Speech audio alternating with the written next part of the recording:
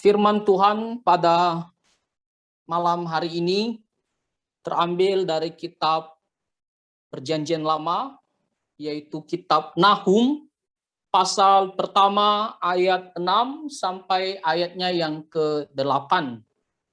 Nahum pasal pertama ayat 6 sampai ayatnya yang ke-8. Saya akan bacakan bagi kita semua. Siapakah yang tahan berdiri menghadapi geramnya? Dan siapakah yang tahan tegak terhadap murkanya yang bernyala-nyala? Kehangatan amarahnya tercurah seperti api, dan gunung-gunung batu menjadi roboh di hadapannya. Tuhan itu baik. Ia adalah tempat pengungsian pada waktu kesusahan. Ia mengenal orang-orang yang berlindung kepadanya dan menyeberangkan mereka pada waktu banjir. Ia menghabisi sama sekali orang-orang yang bangkit melawan dia, dan musuhnya dihalaunya ke dalam gelap. Amin untuk pembacaan firman Tuhan. Mari kita berdoa sebelum kita mendengarkan penjelasan dari firman Tuhan. Bapa Surgawi, kami sangat bersyukur pada malam hari ini kami datang untuk bersekutu di dalam Tuhan. Dan saat ini kami mau mendengarkan firman Tuhan. Kiranya Tuhan Engkau menolong kami untuk bisa mengerti firman-Mu. Kami bisa memegangnya dan melakukan dalam kehidupan kami sehari-hari. Ajarlah kami dengan firman Tuhan, sehingga kami semakin bertumbuh di dalam Tuhan. Ampuni dosa kami ya Tuhan, di dalam nama Tuhan Yesus Kristus kami berdoa. Amin. Saudara-saudara yang terkasih di dalam Tuhan Yesus Kristus, tema dari firman Tuhan pada malam hari ini yaitu Tuhan memperhatikan orang yang sungguh-sungguh mencarinya. Sekali lagi, Tuhan memperhatikan orang yang sungguh-sungguh mencarinya. Firman Tuhan yang barusan kita baca ditulis oleh Nabi Nahum. Dan kita bisa melihat di pasal pertama, ayat pertama, di situ dikatakan ucapan ilahi tentang Niniwe, kitab penglihatan Nahum, orang Elkos. Dan kalau kita melihat kira-kira tahun penulisan dari kitab Nahum ini, yaitu sekitar antara 650 sampai dengan 612 sebelum Masehi. Ingat, sebelum Masehi. Itu berarti bahwa kerajaan Israel bagian utara telah hancur. Karena kerajaan Israel bagian utara hancur pada tahun 722 sebelum Masehi. Hitungannya mundur ya tahunnya. Jadi kitab Nahum ini ditulis sekitar antara 650 sampai dengan 612 sebelum Masehi. Dan diyakini bahwa Nabi Nahum ini melayani di kerajaan bagian selatan karena ada dua hal, yaitu pertama karena kerajaan Israel bagian utara telah dihancurkan, dan kita melihat juga nantinya di pasal pertama ayat 15, Nahum menyebutkan kerajaan Yehuda. Jadi diyakini bahwa Nabi Nahum ini dia melayani di kerajaan Yehuda. Saudara-saudara, kalau kita melihat Nabi Nahum memiliki objek pemberitaan yang sama dengan Nabi Yunus. Kita tahu tentang Nabi Yunus. Mengapa dikatakan sama? Karena objek pemberitaan mereka itu sama, yaitu mengenai kota Niniwe. Ya, kota Niniwe. Kota Niniwe itu adalah ibu kota dari Asyur atau Assyria. Kalau sekarang ini kita mengenal negaranya adalah negara Irak. di daerah Mesopotamia. Ya. Dan mereka memiliki objek yang sama pemberitaannya, yaitu mengenai kota Niniwe, ya sama dengan Nabi Yunus. Hanya perbedaannya adalah kalau Nabi Yunus diperintahkan oleh Tuhan untuk datang kepada kota Niniwe supaya mereka bertobat dari dosa-dosa mereka, sehingga Tuhan tidak akan menghukum mereka. Nah, tetapi Nabi Nahum diutus oleh Tuhan untuk menyatakan bahwa mereka akan dihukum oleh Tuhan. Tuhan akan melawan mereka karena dosa-dosa mereka.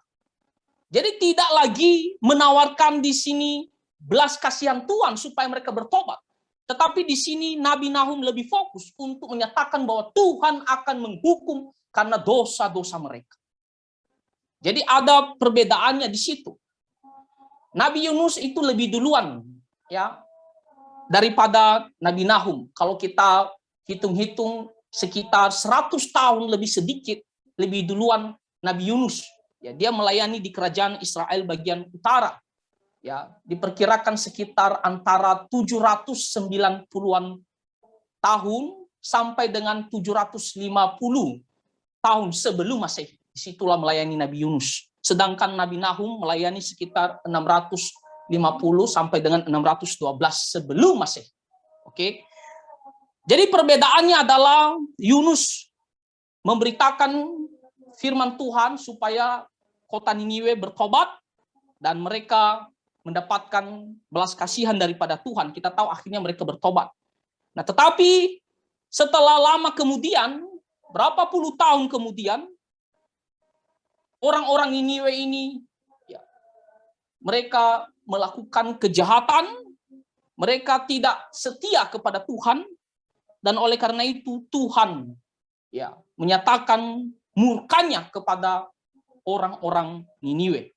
Kalau kita baca di pasal pertama, ayat pertama sampai ayatnya yang ke-8, di situ Nabi Nahum dia menceritakan, menggambarkan tentang sifat-sifat Tuhan, mengenai kebesarannya, dan mengenai murkanya. Khususnya ditujukan kepada orang-orang Niniwe, yang adalah ibu kota Raja Asyur, ya kerajaan Asyur, yang dimana kerajaan pada saat itu yang berkuasa, ya, yang berhasil menghancurkan kerajaan Israel bagian utara pada tahun 722 sebelum Masehi. Di ayat yang kedua di situ dikatakan bahwa Tuhan Allah itu pencemburu, ya. Dia adalah pembalas dendam bagi musuh-musuhnya, bagi orang-orang yang menentangnya. Di ayat yang ketiga di situ dikatakan Tuhan itu memang panjang sabar, dia selalu sabar, tetapi dia tidak sekali-sekali membebaskan orang yang bersalah dari hukumannya. Ya, dia akan menghukum orang yang bersalah. Dan di situ di ayat yang keempat sampai ayat yang kelima, Nabi Nahum menceritakan tentang kebesaran Tuhan, ya, kedahsyatan daripada Tuhan. Dikatakan ia menghadik laut dan mengeringkannya. Bahkan dikatakan di ayat yang kelima, gunung-gunung gemetar terhadap dia dan bukit-bukit mencair. Ini semua menunjukkan bagaimana Tuhan itu begitu ajaib. Ya. Oleh karena itu, di sini sebenarnya memberikan suatu pesan kepada kerajaan Asyur atau khususnya kepada kota Niniwe supaya mereka takut akan Tuhan. Karena Tuhan Allah orang Israel itu adalah Allah yang benci terhadap kejahatan. Allah yang benci terhadap dosa. Dan dia adalah Allah yang maha besar dan dia akan menghukum orang-orang yang melawannya ataupun yang menentangnya. Karena kita tahu kerajaan Asyur ataupun kota Niniwe ini begitu jahat ya. Kalau kita baca di Nahum pasal 3 ayat 1 sampai 4 di situ diceritakan apa saja dosa mereka sehingga Tuhan menjadi lawan mereka. Jadi dikatakan di situ kota penumpah darah ya. Mereka begitu gampang membunuh orang-orang yang berhasil mereka kuasai, mereka jajah, mereka kalahkan. mereka gampang bunuh dengan cara yang begitu sadis. Ya, tidak ada belas kasihan. Termasuk kerajaan Israel bagian utara waktu mereka hancurkan. Oleh karena itu Tuhan murka kepada kota Niniwe ataupun secara umum kepada kerajaan Asyur. Ayat yang ke-6 dikatakan, siapakah yang tahan berdiri menghadapi geramnya? Dan siapakah yang tahan tegak terhadap murkanya yang bernyala-nyala? Ketika Tuhan marah, ketika Tuhan murka, siapa yang bisa bertahan di hadapannya? Ya. Siapa yang bisa bertahan di tengah-tengah ya, amarahnya? Dikatakan amarahnya begitu ya menakutkan sampai-sampai digambarkan seperti api yang menghanguskan. Dan dikatakan gunung-gunung batu menjadi roboh di hadapannya.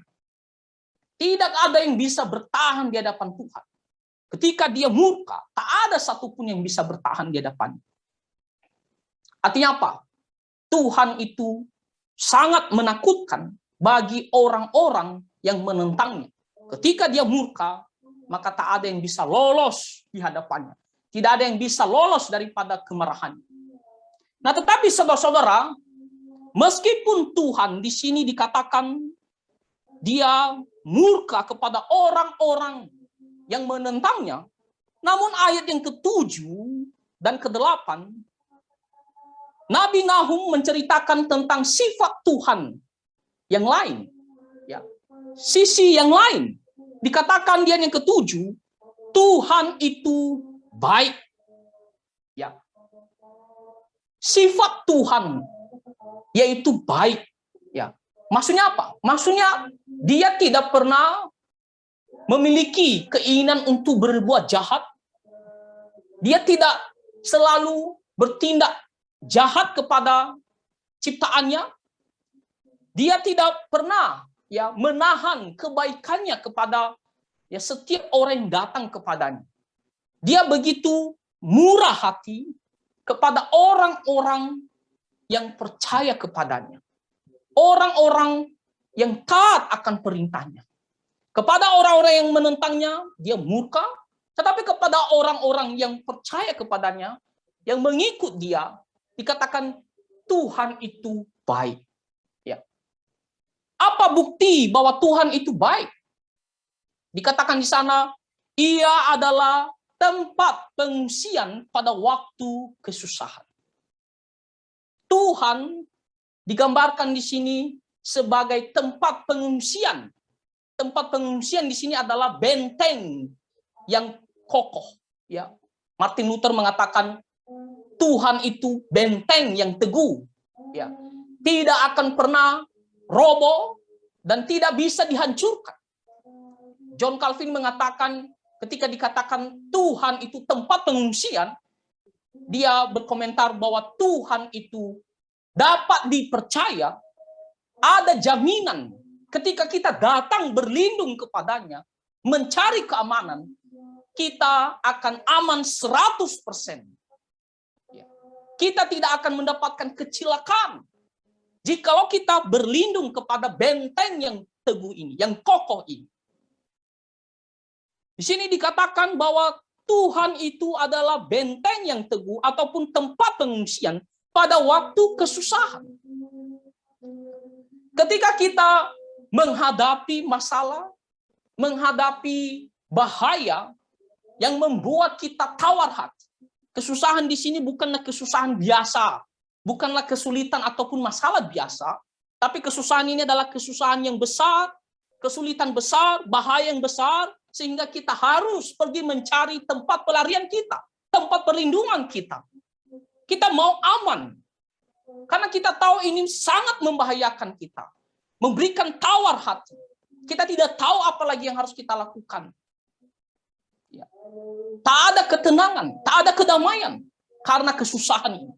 Sehingga kita harus mencari tempat ya perlindungan, tempat pengungsian. Dan dikatakan di sini Tuhan, dialah tempat pengungsian itu. Dia selalu bersedia untuk menjadi tempat perlindungan bagi orang-orang yang datang melarikan diri kepadanya, yang datang berlindung kepadanya. Di sini kita diajarkan, saudara-saudara, kita tahu masalah itu bisa datang kapan saja. Dan masalah itu seringkali membuat kita tidak tahu apalagi yang harus kita lakukan. Ya, ataupun bahaya yang membuat kita takut sekali. Membuat kita tawar hati. Tapi firman Tuhan mengatakan, Tuhan itu adalah tempat perlindungan kita. Kalau kita ingin selamat, kalau kita ingin aman, maka kita harus datang mengungsi, datang kepadanya, berlindung kepadanya. Bukan ke tempat yang lain. Bukan mencari pribadi yang lain. Karena pribadi lain tidak memberikan kita jaminan 100% dapat melindungi kita. Hanya Tuhan Allah. Makanya Martin Luther mengatakan benteng yang teguh, benteng yang kokoh. Kita tidak akan pernah kecewa, ya. Kita tidak akan pernah merasa menyesal jikalau kita datang kepadanya. Karena dia akan menyelamatkan kita, dia akan menolong kita, dia akan menjaga kita. Sehingga kita merasa aman, damai. Saudara-saudara, apakah kita ada merasa dan juga memiliki keinginan hati ketika kita berada dalam kesusahan, ketika kita berada dalam kesulitan, kita pergi kepada Tuhan Allah. Kita mencari Tuhan Allah. Bukan sebaliknya kita menjauh daripada Tuhan Allah. Banyak orang karena mungkin kesusahan tersebut begitu besar dan membuat dia panik, tapi dia putus asa. Dia merasa tidak ada harapan lagi. Ataupun dia merasa ada pertolongan di tempat lain. Tidak, saudara-saudara. Sebagai orang-orang yang percaya kepada Tuhan, hanya Tuhan Allah yang adalah tempat pengungsian kita. Dan dia selalu bersedia. Dia selalu ada jikalau kita datang kepadanya. Kalimat selanjutnya dikatakan, ia mengenal orang-orang yang berlindung kepadanya. Kata mengenal di sini maksudnya apa? Maksudnya adalah dia mengetahui, dia tidak mengabaikan, dia tidak membiarkan, dia tidak melupakan, tetapi sebaliknya dia selalu memperhatikan, dia selalu ingat, dan dia selalu menjaga. Makanya dikatakan dia mengenal orang-orang yang berlindung kepadanya. Dia selalu ingat. Dia tidak akan pernah melupakan kita. Dia akan selalu memperhatikan kita. Dia akan selalu menjaga kita. Dia mengenal kita. Karena kalau kita selalu datang dengan sungguh-sungguh, berlindung kepadanya, Tuhan akan selalu mengetahui, mengenal kita, menjaga kita, memperhatikan kita. Tapi kuncinya adalah kalau kita datang berlindung kepadanya, kalau kita dengan sungguh-sungguh mencari dia. Makanya saya kasih tema daripada ayat firman Tuhan, daripada khotbah pada malam ini, yaitu Tuhan memperhatikan orang yang sungguh-sungguh mencari dia. Tuhan mengenal. Kalau kita selalu datang kepadanya, ada kesusahan, kita mencari dia. Dalam setiap waktu kita selalu datang kepadanya. Maka Tuhan akan selalu memperhatikan kita. Tuhan akan selalu menjaga kita, menolong kita. Kalau dengan sungguh-sungguh, dengan tulus hati, mencari wajahnya, berlindung kepadanya. Apapun kesusahan kita, apapun kesulitan kita, apapun masalah kita, sebesar apapun masalah kita, kalau kita datang kepadanya, dia akan memperhatikan kita. Dia akan menjaga kita. Di sini saudara-saudara diajarkan Kalau kita sungguh-sungguh datang berlindung kepada, jangan berlindung kepada manusia. Karena manusia pada dasarnya adalah yang lemah. Jangan berlindung kepada apa yang kita miliki. Jangan berlindung kepada kekuatan kita. Karena itu semuanya tidak bisa menyelamatkan kita. Tidak memberikan jaminan yang pasti bagi kita. Tuhanlah tempat perlindungan kita. Tuhanlah tempat pertolongan kita, saudara-saudara. Saudara-saudara, apakah kita sering datang berdoa kepada Tuhan? Apakah kita sering datang memohon pertolongan Tuhan? Apa yang kita alami? Apakah kita mencari Dia? Kalau kita selalu mencari Dia, maka jangan putus asa. Tuhan melihat kita. Tuhan memperhatikan kita. Pada waktunya, Dia akan memberikan pertolongan bagi kita. Karena sifatnya adalah baik kepada orang yang mencari Dia. Dia begitu gampang, bermurah hati, akan memberikan pertolongannya bagi orang-orang yang sungguh-sungguh berlindung kepadanya. Dikatakan di ayat yang ke-8, dan menyeberangkan mereka pada waktu banjir. Banjir dapat menghancurkan, bahkan bisa membinasakan. Ini adalah masalah ataupun bahaya yang besar. Tetapi ketika kita berlindung kepadanya, mencari Dia, dikatakan Dia akan menyeberangkan ya kita. Artinya apa? Dia akan menolong kita untuk bisa melaluinya, melewatinya, sehingga kita tidak akan tertimpa oleh banjir tersebut ataupun binasa. Karena Tuhan yang akan menjaga kita. Kesusahan itu bisa datang. Dan akan selalu ada selama kita hidup di dunia ini. Ya. Apalagi di masa corona ini, banyak kesusahan yang kita alami. Dan kita tidak tahu kapan corona ini akan selesai. Kalaupun dalam waktu cepat corona ini selesai, kalaupun seandainya, jangan pikir bahwa kesusahan itu sudah berhenti. Tidak, saudara-saudara. Akan ada lagi kesusahan jenis yang lain. Ya, akan ada kesusahan yang berbeda, mungkin kesusahan dari masa corona ini. Kesusahan itu bisa datang kapan saja.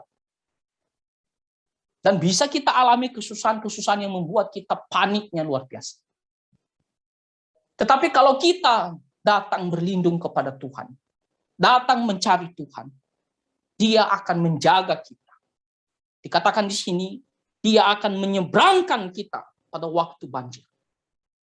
Itulah yang akan dilakukan Tuhan kepada umatnya, kepada orang-orang yang sungguh-sungguh mencari Tuhan. Lalu bagaimana dengan orang-orang yang menentang Dia? Orang-orang yang tidak mau melakukan perintahnya, orang-orang yang menjadi musuh Tuhan. Dikatakan di kalimat selanjutnya, Ia menghabisi sama sekali orang-orang yang bangkit melawan Dia. Dan musuhnya dihalaunya ke dalam gelap. Menghabisi. Artinya apa? Menghancurkan, membinasakan mereka. Kalau kita berbicara konteks tadi mengenai kerajaan Asyur, khususnya kota Niniwe, pada akhirnya mereka dihancurkan oleh Tuhan. Nah, kita tahu bahwa kerajaan Asyur ketika mereka menaklukkan kerajaan Israel bagian utara pada tahun 722 sebelum Masehi. Setelah itu mereka mencoba untuk menyerang Israel bagian selatan atau kerajaan Yehuda. Kita bisa baca di 2 Raja-Raja pasal 18, itu pada zaman Hizkia. Mereka kepung kerajaan selatan. Tetapi karena Tuhan beserta dengan kerajaan selatan, maka mereka luput. Ya, Tuhan yang berperang sehingga kerajaan Asyur kalah. Ya, mereka melarikan diri dan banyak yang mati. Dan kita tahu ketika Nabi Nahum menyatakan murka Tuhan yang akan datang kepada kerajaan Asyur ini. Apakah itu terjadi? Ya. sekitar tahun 612 sebelum Masehi, kerajaan Asyur akhirnya dihancurkan oleh kerajaan Babilonia. Ya. Dihancurkan oleh kerajaan Babilonia. Ya, jadi setelah itu yang berkuasa adalah kerajaan Babilonia. Ya. Makanya dikatakan di ayat 15 dari pasal pertama dikatakan, lihatlah di atas gunung-gunung berjalan orang-orang yang membawa berita, yang mengabarkan berita damai sejahtera. Rayakanlah hari rayamu, hai Yehuda, bayarlah najarmu, sebab tidak akan datang lagi orang Dursila menyerang engkau. Ia telah dilenyapkan sama sekali. Maksudnya apa? Kerajaan Asyur tidak akan lagi datang menyerang dan menghancurkan ataupun bisa menghancurkan kerajaan selatan. Kenapa? Karena Tuhan akan melenyapkan mereka. Kita tahu kerajaan Asyur akhirnya dihancurkan dan melalui kerajaan Babilonia yang dipimpin oleh Nebukadnezar. Jadi apa yang menjadi pelajaran daripada firman Tuhan di malam hari ini, saudara-saudara? Di sini kita didorong bahwa ketika kita memiliki kesusahan, marilah kita berlindung kepada Tuhan.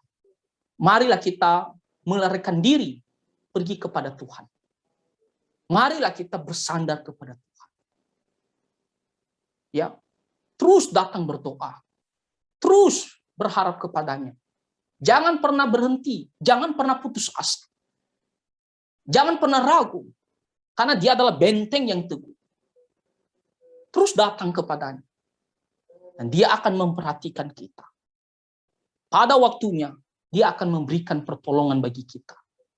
Apapun masalah kita sekarang ini dan ke depannya, ingat, hanya kepada Tuhanlah kita bisa mendapatkan keselamatan dan pertolongan.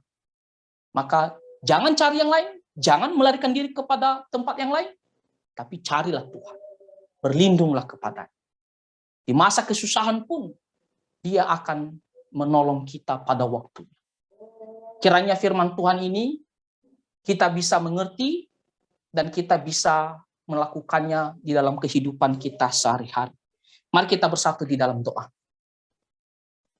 Bapa Surgawi, kami sangat bersyukur untuk firman Tuhan pada malam hari ini. Tuhan, ajarlah kami untuk selalu datang kepada Engkau, berlindung kepada Engkau, bersandar sepenuhnya kepada Tuhan ketika kami menghadapi masa-masa sulit. Karena hanya Engkaulah yang bisa memberikan kami jaminan, keselamatan, dan pertolongan. Tuhan, ajarlah kami setiap hari selalu bersandar kepada Engkau. Terima kasih ya Tuhan, ampuni dosa kami. Dalam nama Tuhan Yesus Kristus kami berdoa. Amin. Saya serahkan kepada pemimpin pujian. Bersyukur ya untuk firman Tuhan yang telah disampaikan ya. Kiranya firman Tuhan ini boleh menguatkan ya dan menolong kita dalam menjalani kehidupan kita ya setiap hari Bapak Ibu. Dan sekarang kita mau masuk di dalam jam doa. Jam doa kita di malam hari ini akan dipimpin oleh Diakon Edi Swanto. Waktu dan kesempatan dipersilakan Pak.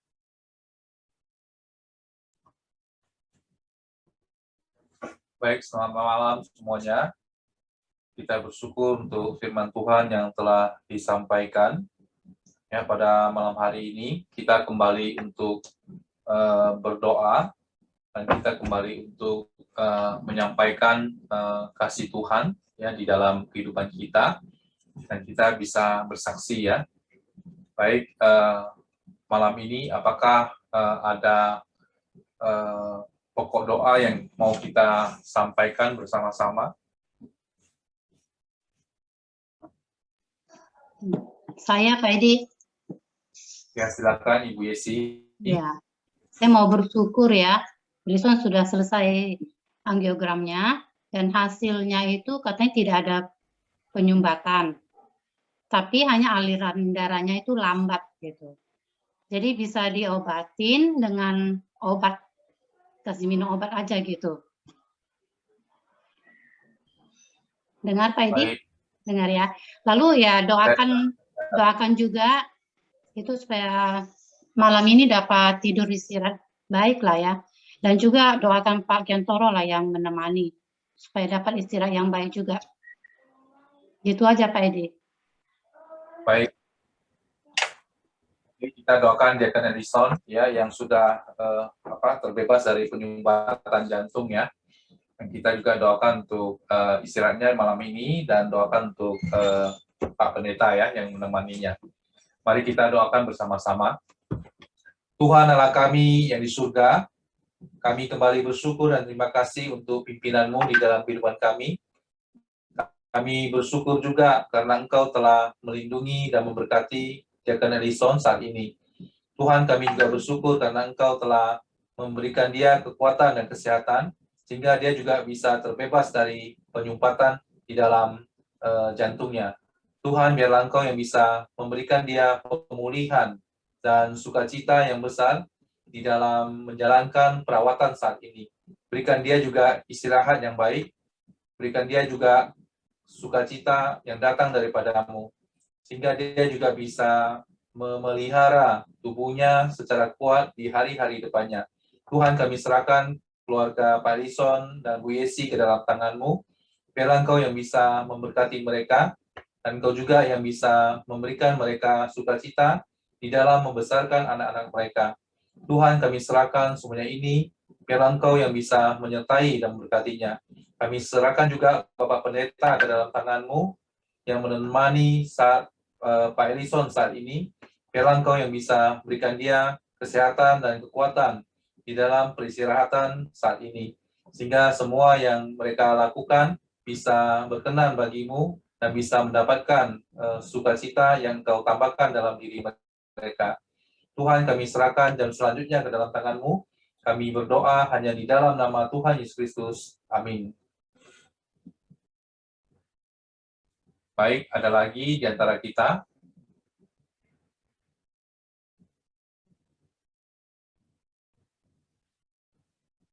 Jadi saya mau menyampaikan bersyukur ya. Saya teringat dengan firman Tuhan malam ini, ya, pengajaran tentang Tuhan Yesus yang berkata di Matius pasal yang ke-6 ayat yang ke-34, sebab itu janganlah kamu khawatir akan hari esok, karena hari esok mempunyai kesusahan sendiri. Ya, kesusahan sehari cukuplah untuk sehari. Ya, ini adalah satu pengajaran ya yang perlu kita melatih diri ya, bagaimana kita untuk bersikap ya di dalam kekhawatiran kita ya, khususnya hari esok kita. Ya, di masa pandemik saat ini ya, kita menyadari bahwa kita di dalam keterbatasan dan kita dibatasi ya dengan berbagai aturan yang ada ya, tetapi kita bersyukur ya Tuhan melindungi kita meskipun banyak kekhawatiran kita ya, banyak rencana kita yang membuat kita tidak bisa sebagai mestinya seperti dahulu ya, tetapi Tuhan memberikan kita pemahaman ya, kesusahan sehari cukuplah untuk sehari ya, sehingga di dalam rencana kita, di dalam hari-hari depan kita ya, kita bisa menyerahkan kekhawatiran kita kepada Tuhan, sehingga kita juga bisa bersandar kepadanya dan kita juga bisa bergantung kepadanya, dan sehingga kita juga bisa memperoleh kekuatan yang datang daripadanya ya, karena ya kesusahan pada hari esok ya itu ada waktunya, itu ada sendirinya. Dengan orang-orang yang percaya, kita bisa saling menguatkan ya, dan saling bisa berdoa ya, bisa bersyukur bersama-sama. Ya, kiranya Tuhan bisa menolong kita dan Tuhan juga bisa memberkati kita semuanya. Ya, itu kesaksian saya untuk firman Tuhan pada malam hari ini. Ya, ada lagi di antara kita yang mau menyampaikan pokok doa?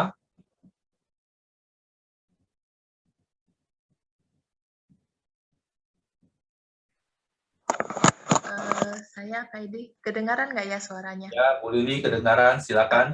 Oke. Saya mau sampaikan sedikit tentang si Alvinda, kan udah ikut untuk tugas misionarisnya ke Makedonia dari Juni. Jadi seharusnya visa dia udah ajukan visa free-nya itu 3 bulan. Sebelum visa free-nya habis, seharusnya visa yang tetap udah dapat. Tapi herannya visa suaminya keluar, sedangkan visa dia belum. Jadi mestinya tanggal 7 September kemarin habis kan, tanggal 4 dia udah diinfo bahwa visanya belum keluar. Jadi dia udah harus keluar ke kota yang di sebelah, ya, di luar lah, untuk menunggu visa yang ini keluar.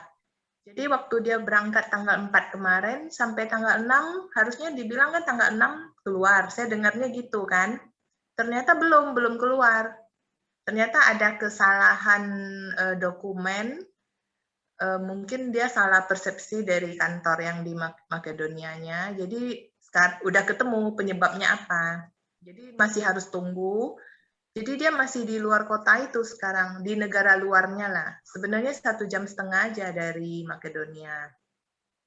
Tapi pada waktu dia berangkat, dia hanya bawa 2 anak, karena suaminya sekitar beberapa hari sebelum mereka berangkat, mulai kayak ada sakit di punggung. Jadi pertama cek sih dibilang fisioterapi aja, perlu fisioterapi, jadi kan suaminya nggak ikut. Tapi sampai hari ini masih ada rasa keluhan semakin sakit. Jadi tolong doakan untuk dia rencana mau untuk disuruh MRI. Gitu. Dan doakan juga untuk visanya supaya cepat bisa keluar, baru dia bisa pulang. Dan ada sedikit accident kemarin hari Jumat lah. Alvinda pula yang jatuh di kamar mandi. Dan lututnya ada kayak bengkak gitu. Sempat 2-3 hari nggak bisa jalan. Tapi puji Tuhan, Tuhan masih lindungi, cukupi lah semua keperluannya. Jadi dia sempat pindah ke apartemen yang lantai 1. Anak-anaknya juga bisa bantu. Dan ada tetangga, temannya yang dari Makedonia datang untuk bantu gitu kan. Jadi bersyukur juga Tuhan tetap pelihara. Cuman menunggunya ini nggak tahu nih kapan keluar visanya. Sedangkan suaminya di sana juga perlu fisioterapi dan perlu pengobatan kan. Jadi dia nggak boleh balik ke Makedonia, harus tunggu visa benar keluar baru boleh balik. Gitu. Cuman udah ketemu penyebabnya, dokumen apa. Cuman kan nggak tahu kan pengerjaan itu berapa lama kalau bagian dari yang imigrasi, bukan imigrasi. Bagian untuk inilah dia punya visa ini gitu. Jadi tolong doakan supaya semua ini bisa terselesaikan, visa itu bisa keluar gitu. Dan untuk rencana pengobatan suaminya bisa berjalan lancar. Maksudnya nggak ada hasil yang inilah yang beresiko, yang bahaya. Baik Bu. Itu aja Pak. Baik, kita doakan ya bersama-sama untuk anak Ibu Lili ya beserta dengan menantunya ya. Yang kiranya Tuhan juga menolong mereka di tempat yang jauh ya. Mari kita doa bersama-sama. Tuhan Allah kami yang dalam surga, kami kembali datang kepadamu untuk memohon segala permohonan kami. Tuhan, kami bersyukur Engkau telah memberkati Ibu Lili dan keluarganya. Biarlah Engkau yang bisa terus memimpin dan Engkau juga yang bisa menyertainya. Tuhan, kami juga berdoa untuk Alfian saat ini, di dalam setiap perjalanan hidupnya, biarlah Engkau yang bisa menolong dan Engkau juga yang bisa memberkati. Saat ini dia sedang menunggu visanya keluar, sehingga dia juga bisa bersama-sama dengan suaminya. Tuhan, kami serahkan segala kehidupannya ke dalam tangan-Mu. Mohon Engkau yang bisa melindungi, dan mohon Engkau juga yang bisa menyertainya di dalam setiap hal yang ada. Kami bersyukur karena Engkau telah memberkatinya, dan Engkau telah melindunginya sehingga dia sampai kepada kota yang baru. Tuhan, kami serahkan dia ke dalam tangan-Mu. Biarlah Engkau yang bisa berikan dia kekuatan untuk menjaga anak-anaknya. Tuhan, kami juga mengingat akan suaminya. Biarlah Engkau juga yang bisa melindunginya, dan Engkau juga yang bisa menyertainya. Di dalam kesakitannya, di dalam keluhannya, Tuhan biarlah Engkau yang bisa memberikan dia hikmat dan kekuatan, sehingga dia juga bisa memiliki pengetahuan untuk menyatakan segala hal yang menjadi kesakitannya. Tuhan, saat ini dia sedang melakukan fisioterapi. Tuhan, biarlah Engkau yang bisa menolongnya, dan Engkau juga yang bisa menyembuhkannya. Tuhan, kami serahkan semua proses ini ke dalam tangan-Mu, sehingga segala perlindungan-Mu bisa menyertai keluarga mereka. Tuhan, kami serahkan juga Alfian ke dalam tangan-Mu.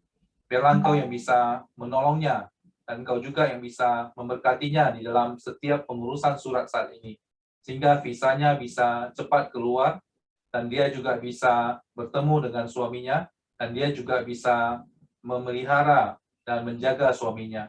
Tuhan, kami serahkan semua permohonan kami ke dalam tangan-Mu. Mohon Kau yang bisa melindunginya, dan mohon Kau juga yang bisa memeliharanya. Kami serahkan semua hal yang menjadi permohonan kami ke dalam tangan-Mu. Biarlah Engkau yang bisa memberkatinya. Hanya amin.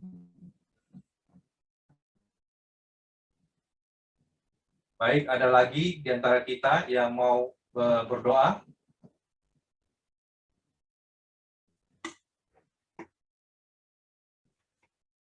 Apakah dengar suara saya?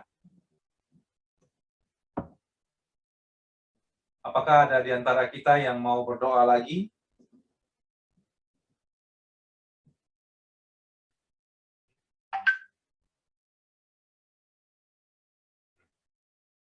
Dengar suara saya? Bisa ya? Dengar, Pak, dengar. Oke.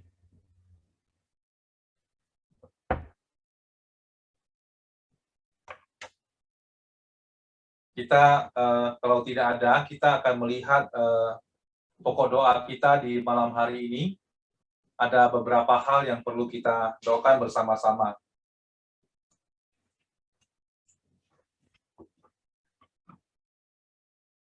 Yang pertama, kita akan berdoa ya untuk pelayanan gereja di dalam persekutuan kita, ya baik persekutuan pria, usia indah, wanita, dan muda-mudi dan remaja ya, agar setiap anggota bisa ikut ya, agar doakan juga untuk pembicara ya, untuk mereka yang menyampaikan firman Tuhan ya, mempersiapkan diri ya, bisa menyampaikan khotbah dengan baik dan jelas. Ya, baik, kita akan berdoa untuk pokok doa yang pertama. Mari kita berdoa bersama-sama. Tuhan Allah kami yang dalam surga, kami juga bersyukur dan terima kasih untuk pelayanan dalam gereja. Tuhan, biarlah Engkau yang bisa terus memelihara dan memberikan kami semangat yang besar untuk bekerja dan melayani Engkau. Tuhan, kami serahkan semua persekutuan yang ada dalam gereja ke dalam tangan-Mu. Biarlah Engkau yang bisa memeliharanya, dan Engkau juga yang bisa menyertainya. Tuhan, kami juga berdoa khusus untuk komisi pria, wanita, maupun usia indah, maupun remaja dan muda-mudi.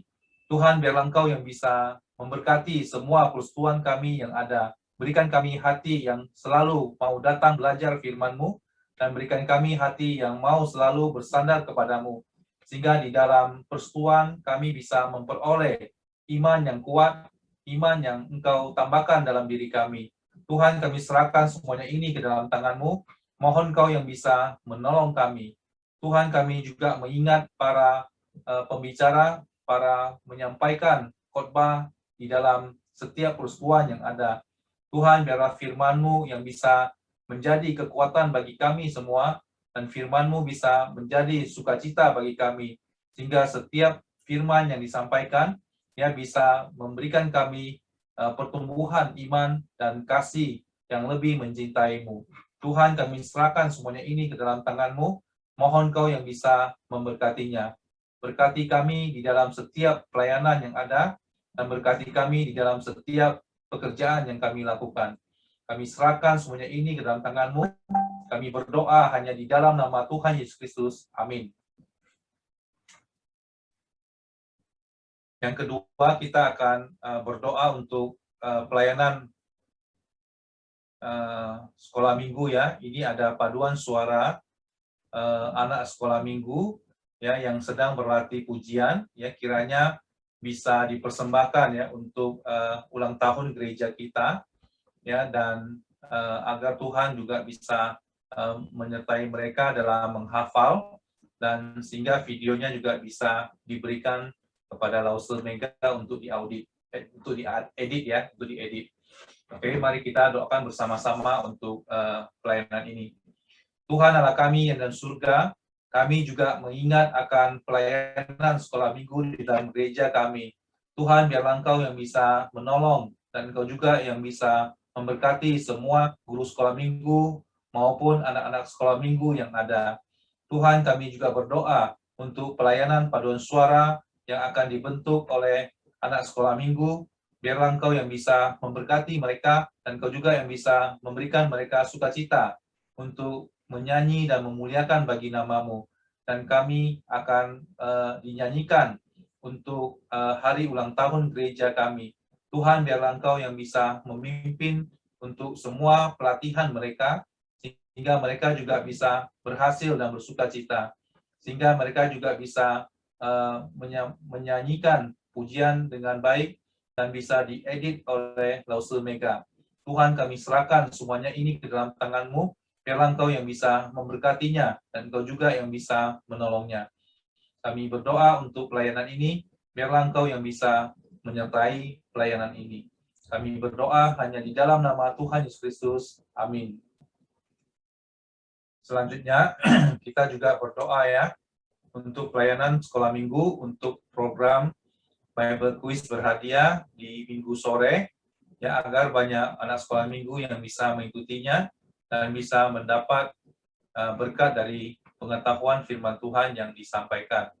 Mari kita doakan untuk pelayanan di sore hari Minggu. Tuhan Allah kami yang dalam surga, kami juga mengingat akan pelayanan anak sekolah minggu yang dilakukan di sore hari. Tuhan, biarlah Engkau yang bisa terus memberkati mereka dan tambahkan sukacita mereka di dalam belajar firman-Mu.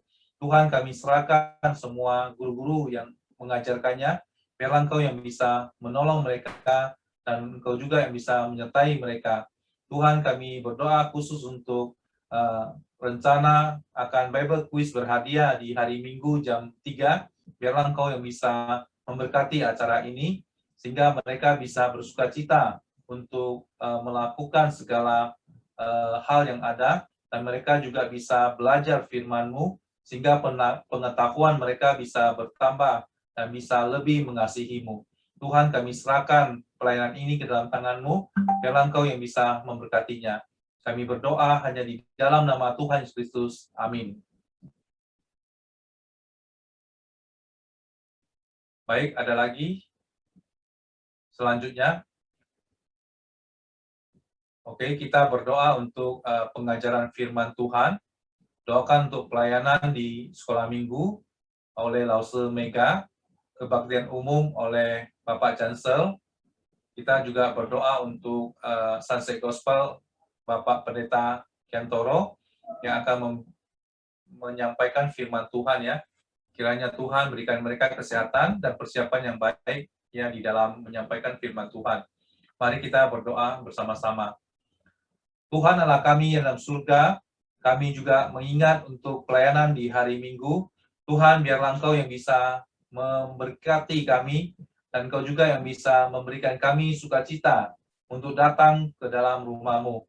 Tuhan, kami serahkan untuk para hamba Tuhan yang mengajarkan firman-Mu. Biarlah Engkau yang bisa memberkati mereka, dan Engkau juga yang bisa memberikan mereka hikmat, sehingga mereka bisa menyampaikan segala hal yang berkenan bagi-Mu. Tambahkan juga mereka pengetahuan, sehingga mereka juga bisa menyampaikannya lebih jelas dan bisa dimengerti oleh para pendengar dengan baik. Tuhan, kami serahkan untuk yang memimpin di dalam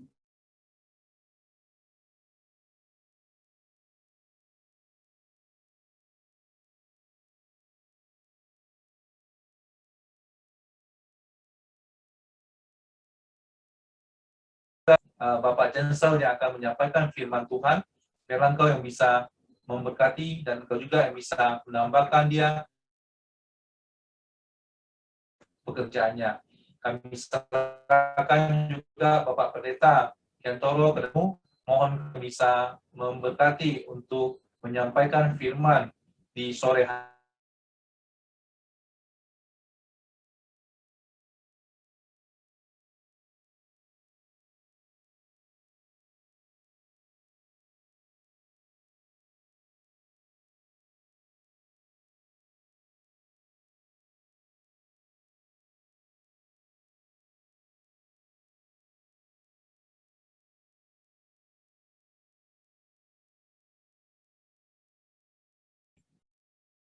Kami berdoa hanya di dalam nama Tuhan Yesus Kristus. Amin. Sorry ya, ini ada putus, sambung kembali ini.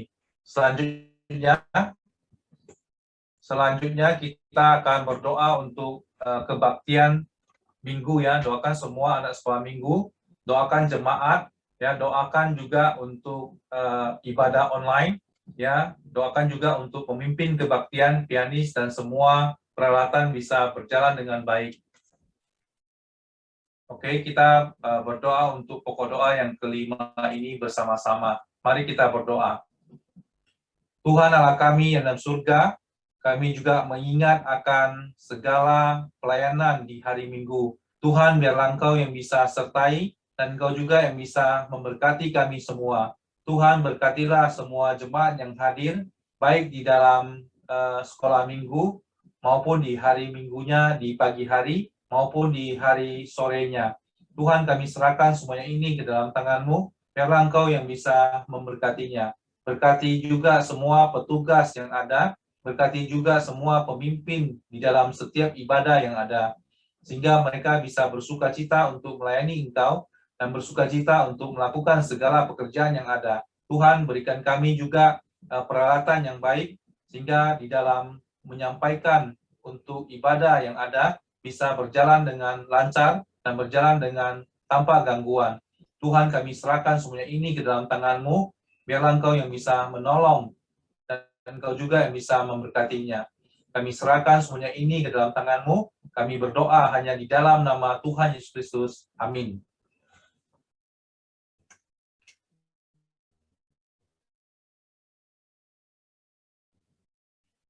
Baik, ada lagi?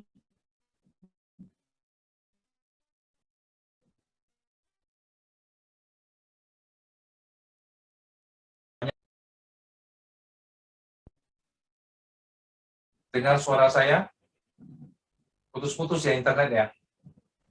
Iya, Pak. Sekarang bisa Pak, kedengaran sekarang.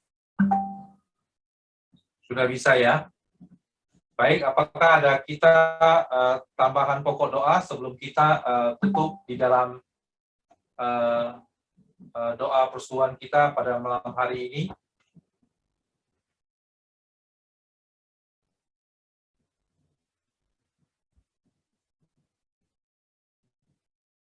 Oke, kalau tidak ada, kita minta Lause Jansel untuk memimpin kita dalam doa penutup pada malam hari ini. Baik, mari kita tutup persekutuan doa kita di dalam doa. Bapa Surgawi, terpujilah Engkau sampai selama-lamanya.